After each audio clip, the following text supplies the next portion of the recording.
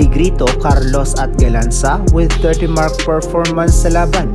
Galanza pwede na bang panglibero? Negrito best performance so far sa PVL at Carlos newest career high record at PVL holder. Isang maligayang araw sa lahat, isang balita na naman ang ating tatalakayin.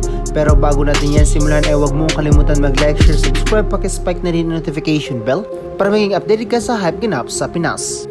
What a stellar performance nga ay pinakita ng Creamline sa kanilang ginawa sa Signal, kung saan ay mukhang umasa nga ang Signal na makuha nito ang panalo. Pero dahil na rin sa maayos na depensa ng CCS sa pangunguna ni Galanza, ay nakuha nga ng Creamline ang maayos na sistema sa paglalaro. Hindi nga ganun kaganda ang ipinakita ni Atienza at Lazaro Revilla sa laban, kung saan ay medyo napaparami nga ang missed receives nito at digs, kaya't si Gemma na nga lang ang nagmalalibero sa laban. Halos nasa kanya nga lahat ng digs at bantay sarado nga nito ang floor defense, kaya't hirap na hirap makalapag ng bola ang Signal.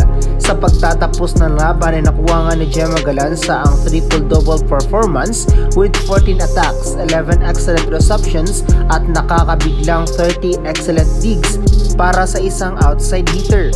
Well, sa pagkakaalam ko ay tanging si Gemma Galanza nga lang nakakuha ng ganitong performances sa non-scoring department.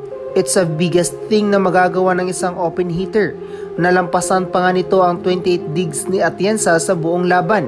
Ngunit kung akala ninyo ay si Gemma Galanza nga lang ang nakapagtala ng 30 mark performances, while isama natin dyan si Kyle Negrito na nagtala ng napakataas na setting efficiency with 33 excellent sets. This is the highest performances so far she have done in her PVL career.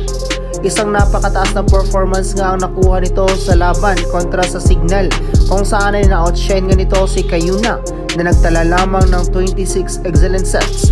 Pinatunayan nga ni Negrito kung gaano ito ka-effective sa laban at sinampal nga nito ang kanyang mga haters na kaya nito maging main setter ng koponan. Well, hindi nga lang si Gemma Galanza at Kyle Negrito ang nakapagtala ng 30 mark performances, dahil pinakita rin ni Carlos ang kanyang attacking prowess na nagpakawala ito ng napakataas na puntos and get her highest record in PVL and also a record holder with a points of 38 points. Well, siya nga ang may hawak sa ngayon ng may pinakamalaking puntos in a single match. Pinakita pa rin ni Kaloy how damage she can give to her opponent. Hindi nga lang ito basta-bastang puntos dahil pinaghirapan nga niya ito at halos maubos nga ang lakas nito kaka-atake lamang. Kaya't deserve rin talaga ni Carlos ang recognition nito sa PVL. Sa ngayon, kinakailangan pa ng CCS na makakuha ng at least 2 panalo upang masecure dito ang spot sa semis round.